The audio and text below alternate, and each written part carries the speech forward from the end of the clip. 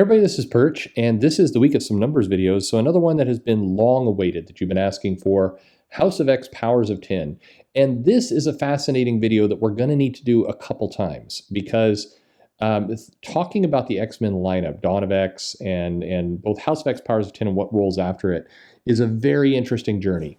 And to make matters worse, I was kind of slid on the down low some numbers for the current X-Men books, and they're intriguing. But unfortunately, I swear I keep my promises. So I'm gonna just show the best I can here for you, and then at some point these will be publicly available, and I'll show them. But this is gonna be a video where I'm gonna show a lot more of the math because that's kind of important as you digest this picture. But the first part, House of X Powers of 10, we have all the numbers for that, so that's very clean. Let's talk about it for a second. To help with the color coding, House of X red, Powers of 10 blue, almost did it there. This was 12 issues that really reinvigorated the X-Men franchise back in 2019. This was, X-Men was in a floundering state. It had just come off of this Age of X-Man crossover, which was not well received and had a lot of very random things put into it. It was buying time basically for Jonathan Hickman to kick off his line of books. And the billing was that Hickman was going to come in and really curate. He was going to be the showrunner. He was going to act not just as the writer for the primary book, but he was really going to steer the ship. And he brought with him a number of our creators to do that. But let's look at House of X Powers of 10. So right out the gate, here's what it looks like.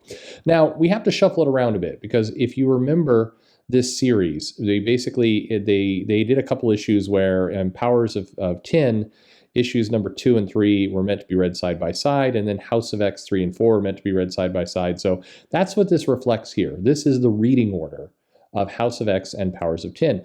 Now, what this picture shows is that the debut issue, House of X, and these all had variant covers, by the way, 185,000, a really strong debut, of course, for this book. It was the strongest sales X-Men had seen for quite some time. And what you see is a weirdly typical fall. So Powers of 10 was not seen as strong. The House of X number 2, the important issue, actually with Moira, lost almost half of its audience. A very steep fall, which meant shops had been burned by X-Men relaunches and Marvel, like, you're not going to want to miss this one. And so a lot of them opted out. Remember, the stores said, nope, you're not fooling us again, so they cut their orders. And what you see is this growth, right? Back from 100 and basically right over 100,000, back up to 160 over the course of this event. So what you do see is interest got very strong. In July, it was super strong. August, the numbers were already largely in. And so in September orders started hiking up. And then October, they hiked up even further. So the months here are important because you can kind of look at these blocks of July, August, September. And you notice the August numbers are, within 9,000 of each other. And the September numbers are also a little bit higher, almost 20,000 of each other.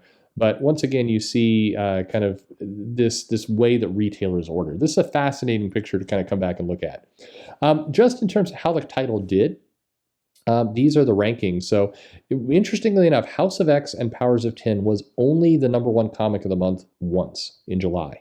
And it was the #1 and the #2 comic for House of X and Powers of 10. Then it slipped down into 6, 5, and it slowly climbed its way back up to 3 and 4. But as we think about this event, we talk about what an amazing blockbuster. And it's important to note that there were some higher selling comics during this time. So it's interesting how all that kind of worked. The trend line is important here. So here's our trend. And we see, and this trend line is going to be hugely important. We'll talk about it for a moment, because this trend line represents a pretty interesting thing when you're launching a comic line. The operative word there is launching. So think about this trend as a launching pad, because remember, House of X Powers of 10 were limited series. They were event books for all intents and purposes. They were intended to launch a lineup. They were not ongoing series. They were basically meant to get a huge amount of interest, a new status quo, a lot of new pieces on the board in order to launch a new X universe, i.e., what would be 6 different books and soon many, many more. So if with that in regard, so if you're Jonathan Hickman, if you're Marvel, you're planning a series and this is, you're saying, hey, we're going to launch this thing out. We're going to try and drum up a lot of interest. This, in many ways, couldn't be a more perfect outcome for Marvel, this trend line, because what it shows is that they grabbed some attention and then they built momentum steadily. It's this upward curve. They're building a ramp that in theory is going to cause their new books to soar up into the air. This is a good trend. Now, it'd be great if it was, of course, always going up. But this, in terms of selling a new book in 2019 with the skepticism market, you can't complain too much about this. We look at our trends. We see an interesting picture. It goes from 180,000 at the beginning down to 86. Now, here's where I want to explain the math a little bit, because obviously the title never got down to 86. But what the trend is showing you is the predicted rate of decline. And so this is what it was predicting, this kind of rate of decline down to 86. And so what you see is as the numbers stabilize and push back up, you see that trend line start to bounce right back higher again.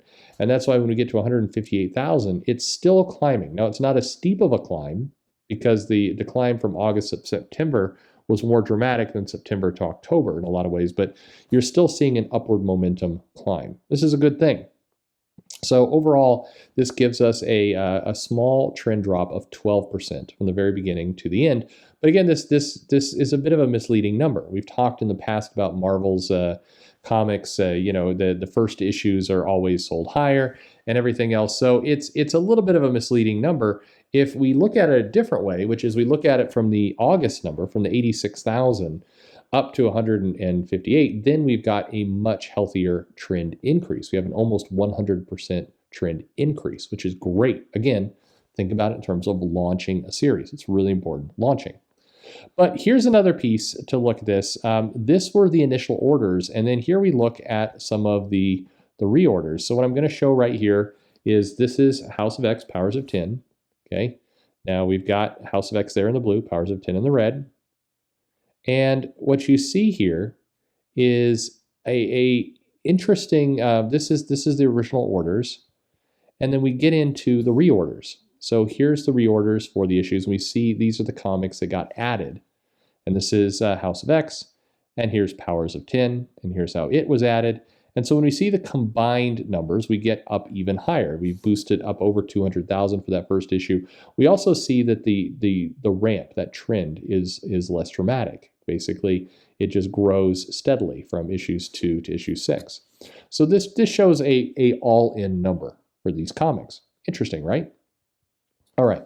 Now here's the interesting picture. If I do some forecasting and I draw the trend out, this is what it looks like. This thing in the yellow is saying, hey, if you're launching this series, this is in theory what you should get. Now, this doesn't take into account, number one, crazy issue bumps or anything else. This just takes into account if you're launching a line, here's what we can forecast out about a year.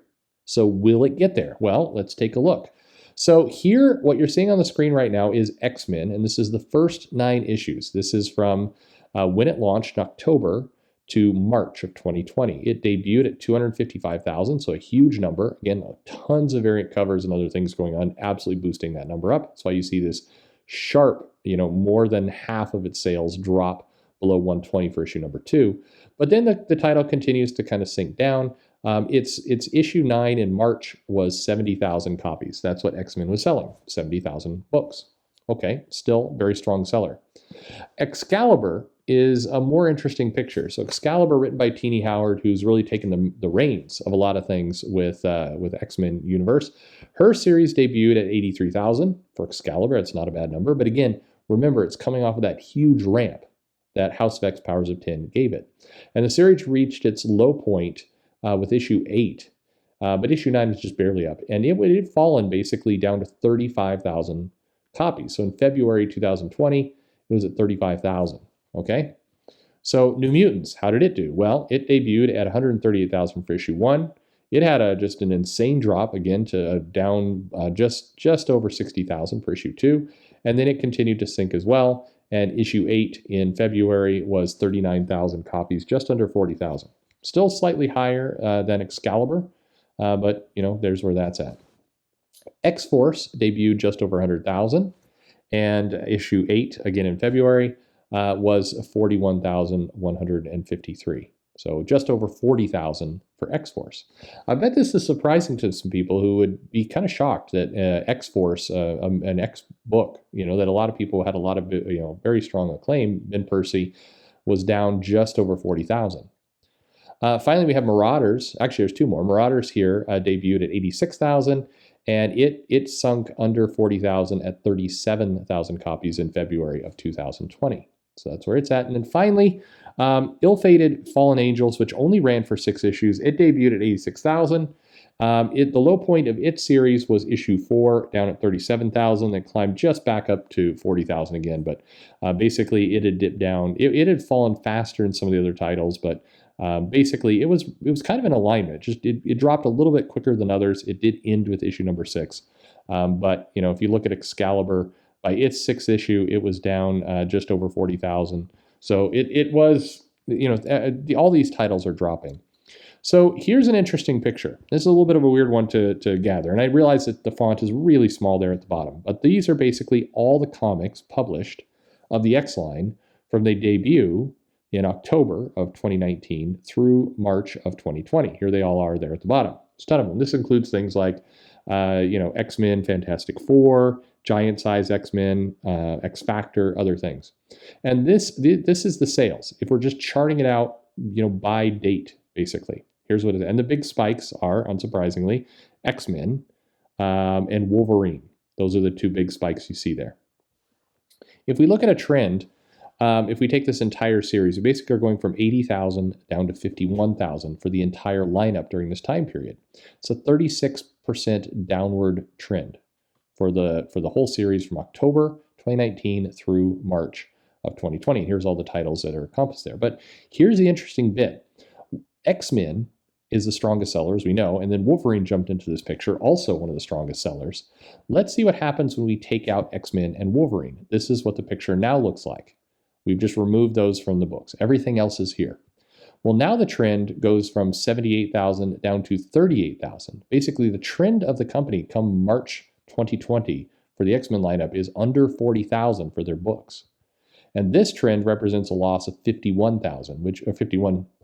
Sorry, not 51,000, that'd be insane. 51%. Basically, what this is telling us is that when you take out X-Men and take out Wolverine, the other books have had much steeper losses.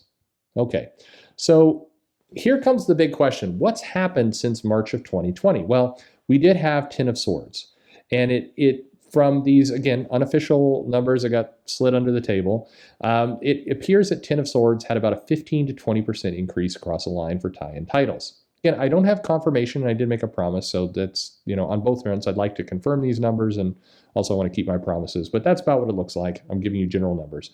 However, I will also say, in these unconfirmed numbers, most of the titles have continued to fall below the 40K range, and a few titles have fallen below 30,000 in terms of the monthly numbers for this book. Now, this shouldn't be a big shock to you. If you saw the titles, if you saw the trends, if you saw the confirmed numbers that we have, I mean, back in in March of 2020, nearly a year ago, Marauders was sitting there at 37,000, X-Force was just over 40, New Mutants was at 39, Excalibur was at 35,000 a year ago. So these numbers all atrophy and all go down. So it's probably not a shocking statement for anyone to hear that these titles have continued to drop, and a few of them are under 30,000. Okay. We also have seen from the titles that debuted, Wolverine and then some of these others, Giant Size and Cable came out during this time period where you have some numbers. The debuts are lower and lower. When the series when Dawn of X first began in October, a lot of these titles were debuting up in the over 100,000 kind of range for these books, or up in that range. Now they're debuting much softer. They're debuting in the 50 to 60,000 range. So it's just something to think about. So what does all this mean? Well, again, looking at this springboard, this is what the possible trend looked like. However, if I put in the actual trend, this is what we got, which again looks dramatic, but well, it is, frankly. It just doesn't look dramatic. It is dramatic. The trend is now just over 40,000. Okay, so some concluding thoughts here. The X-Men title remains the strongest selling book, probably no surprise there, followed by Wolverine. Many of the new spin-off books are debuting to smaller and smaller numbers. We're seeing the law of diminishing returns. They're still cranking out these books, but they're debuting to smaller and smaller numbers. I think, again, this is my opinion, but I think it's factual to say that the X line is suffering from attrition since launch. Graphic novel collections are also progressively selling fewer copies.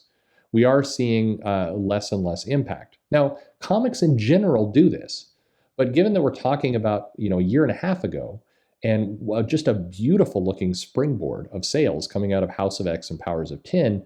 You wouldn't expect it to be this dramatic. The other thing that is a fact is that the X line is suffering badly from randomness in their schedule. If you remember back when it first launched in October to December, there was some alarm by myself and others that they were double shipping some of the months, and it was just kind of all over the place. And then we had the pandemic, we had the shutdown, and now we're seeing just real confusion in the shipping. In April, there is no X-Men book coming out at all. We've seen titles ship both faster and slower for no apparent reason. And we really don't have a good answer for why.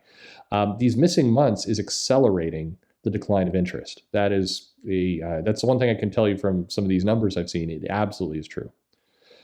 The last comment, again, this is my opinion. And by the way, and nobody ever listens to this, but if you enjoy these X-Men titles, this should be maybe interesting information for you, but it doesn't change your liking of these books whatsoever. It shouldn't. It has nothing to do with it. But I think it's, what was once, there was a period in like late 2019 where it felt like the X franchise was going to just break out and return to the 90s in terms of sales for the X-Men books. It was going to be just the thing that led all of Marvel. Well, the reality is it's not. The titles are sunk much more into a middle ground for the publisher. That may be one reason why you see Marvel doing a lot more promotion for things like King in Black and even Heroes Reborn and some of these other efforts. They're not walking away from X-Men, but if you notice, in terms of a entire company line saving thing, it's a lot softer than you think. There's this article on Newsarama with Jordan White. It was an interview, and what was interesting is the interviewer kept saying over and over, these are the strongest X-Men sales we've seen for 20 years. You'll notice that Jordan White, to his credit, never said, yeah, they are. He never confirmed that. He never talked about the sales, and for good reason. These are not the strongest X-Men sales we've seen in 20 years. Think about it. The last 20 years gave us the Grant Morrison run, which by and large sold over 100,000 for everything. That sales analysis video is up. You can go look at it. And it also gave us the Joss Whedon Astonishing X-Men run, which I don't think I've put up sales numbers yet for, but that was huge too. This X-Men launch is not in that range. That was less than 20 years ago. This is definitely not the strongest selling X book since that time. And arguably, some of these numbers are actually lower than the Matt Fraction run on the book. So take that for what it's worth. Again, if you enjoy these books, cool. I'm glad. And good for you. You're getting a ton of them. Anyway, this is an interesting look at House of X and Powers of 10. I hope you enjoyed it. It's like I said, this is going to be a journey. So we're going to have to come back and revisit this and look at it more as these numbers do confirm. As soon as I either get permission to share them or I can confirm them, I'll go ahead and spin out to today. And so you can see kind of how those numbers work. But if you've seen enough of these videos, you know already. I can say this, the numbers and the trends are exactly what you would expect if you've seen a number of these videos talking about sales. Anyway, thanks for listening. Ask any questions you want below. I'm doing this all out of order. Like and subscribe, and thanks for listening.